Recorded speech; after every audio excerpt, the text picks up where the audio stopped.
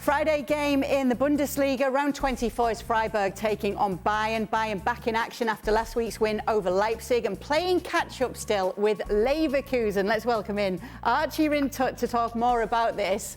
Archie always pitch side for us on these Bundesliga games. There he is. Great to see you, Archie. Let's talk a little bit about some of the reports we're hearing from the German media about Thomas Tuchel's approach now with his players and the team talks that have been obviously talks about, and him saying everyone can show up for the new coach now. So this is his motivation, telling those players that maybe he doesn't get on with so well, that this is not about me, this is about your new coach that's coming in. Sure. I think that there is a certain amount of over-dramatization when it comes to the dressing room being against Thomas Tuchel. I think that it's actually just a small number of players who, it's fair to say that I don't think Joshua Kimmich and Thomas Tuchel see eye to eye, and the way that he's been treated by him has shown that much. The same with Leon Goretzka in the centre of midfield. But I don't think at any point those players have downed tools under him.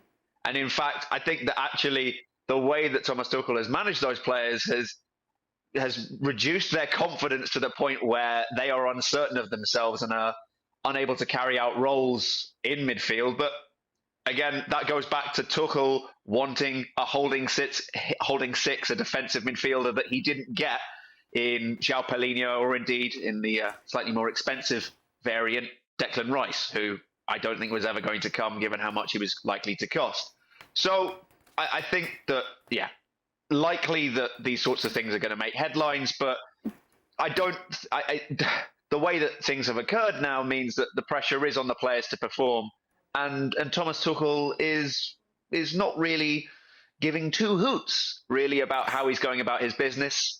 He is just very much ploughing on merrily and going, well, it's up to you guys. And to be fair, like those words that you've read out, I would say they're reflected in his approach generally. So I'm saying, that's cool. He's showing it on the outside as well.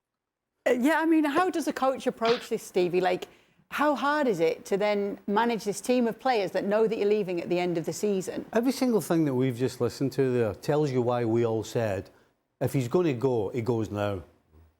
If I'm an owner and my coach has had a meeting and turned round to the players and said that, I'm going down the stairs and thanking him very much and getting your car and see you later. That's unacceptable. That's completely and totally unprofessional. And Archie's closer to this than we are. And Archie's saying that clearly he doesn't give a hoot. Get him out the door. How do you expect anybody to play for a guy when he's treating them like that? And it's just, it makes no sense whatsoever. Mm-hmm. And people say, well, the players are professional. Listen, there's a difference between being professional and going out on the field and working hard.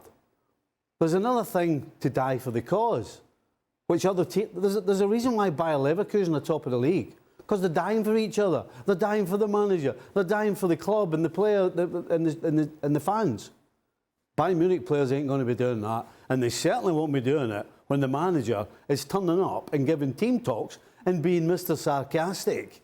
Not a chance. Get him out the door. Do you agree, Shaka? Yeah, and listen, I can't imagine playing for a manager knowing that he's going to be gone at the end of the season.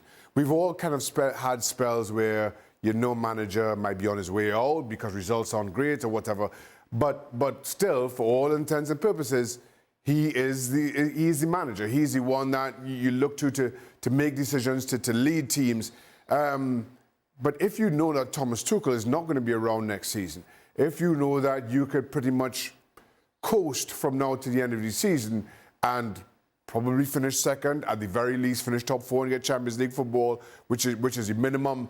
It's unlikely, regardless that you finish top. What's your motivation to play for that manager? And similarly, if Thomas Tuchel knows that his authority has been pretty much stripped, he's just kind of telling players when to show up for training and maybe saying what the starting 11 is, but he doesn't have any real gravitas within the dressing room. Well, let's take a look at the list of coaches when it... Go on, Archie. I was just going to add that there is something to be played for by the players because they have deals that are running out and in the not too distant future, particularly in the case of Joshua Kimmich, whose future is one of those which there's been a lot of doubt cast upon. Leon Goretzka as well is seen as a sellable candidate. Alphonso Davies is in that bracket because his contract is up next summer. So there is something to be played for here if that's what they want.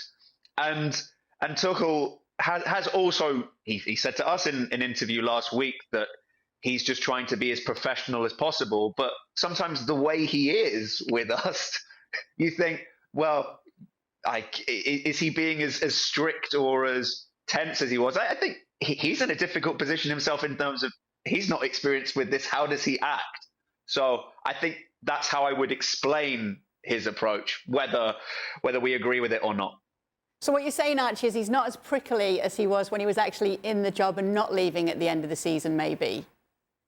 Yeah, I think that's a way of putting it. Albeit he pulled me up in my first question last week. Oh, we always look out for those moments in our coverage. Odds for the next coach, though, are like this. This is what we're looking at right now. Obviously, there's a lot of talk about who these players will be showing up for come next season. Archie, we're actually hearing that Julian Nagelsmann's been linked with a return. We see him at 8-1 here. What more can you tell us about that? So my reading of the Nagelsmann story is as follows. I think that the info I was told was that the Bayern board, after they sacked him, saw him as arrogant. And I think for there to be the kind of U-turn now, for him to come back in, I can't see that. Where has this story come from then? Is it Julian Nagelsmann's people saying, hi, just to let you know that after the Euros are done, Julian will be available for business again? Perhaps. Is it somebody on the Bayern side of things saying, oh, look, Julian Nagelsmann gave this interview in Germany last week saying that it was misreported, his side of the story, what happened at Bayern and how he had permission to go away for a day and had actually this skiing holiday which a lot was made of. He was away for a day and had been in the office, unlike people above him. So is it somebody who's trying to then spark another story out of it? All in all, I can't see it. I'd be very surprised. But then again, I said to you in July that I thought there was a greater chance of us seeing Stevie and Lederhosen and then Harry Kane moving to Bayern. And look what happened. Nobody wants to see Stevie and Lederhosen. That's the issue right there. But obviously, a lot of the reports we're seeing is not Stevie and Lederhosen. Thank you very much. Is Bayern still set on Xabi Alonso? What's the latest there? Trying to get an answer out of Xabi Alonso to a question that he doesn't want to answer is equivalent to trying to draw blood from a stone. He is very much in his own path, and we will find out when Xabi Alonso wants us to find out when what his next move will be. I do think the longer time goes on that I think, could he stay on at Leverkusen for another year? I don't think now is a good time for him to go to Bayern Munich.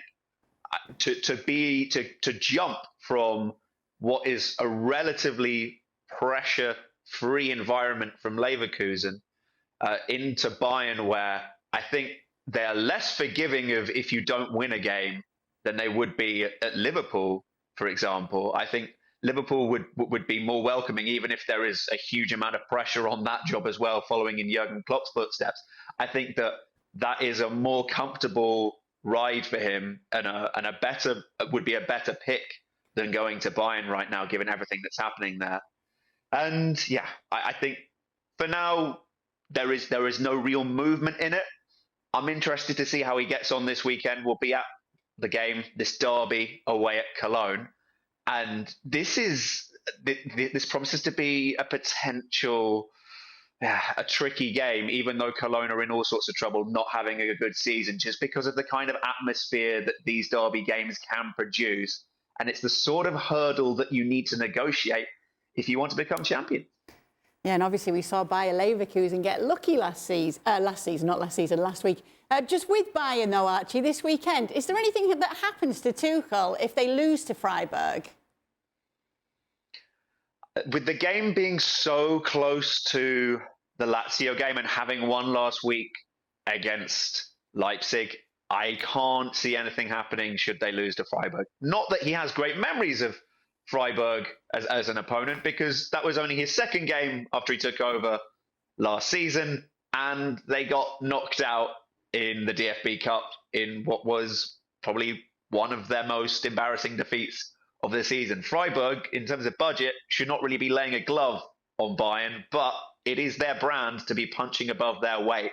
And yeah, I'm really looking forward to this, to see how somebody like Merlin Röhl, who is an excellent young talent who has really progressed for Freiburg this season, didn't have a good game in the reverse fixture, but he's grown a lot since. I'm wondering how he might be able to take on a Bayern side that might not have Leroy Sané in it. We know it won't have Matthijs de Ligt, who's suspended, and Bayern still looked wobbly for my money last week, even if Harry Kane bailed them out again. Well, we look forward to seeing how the weekend plays out. We're going to let you get some rest, Archie, because we know you've got a busy weekend. You'll be stadium hopping and pitch side for us on these games. Don't forget, you can watch all of them on ESPN+.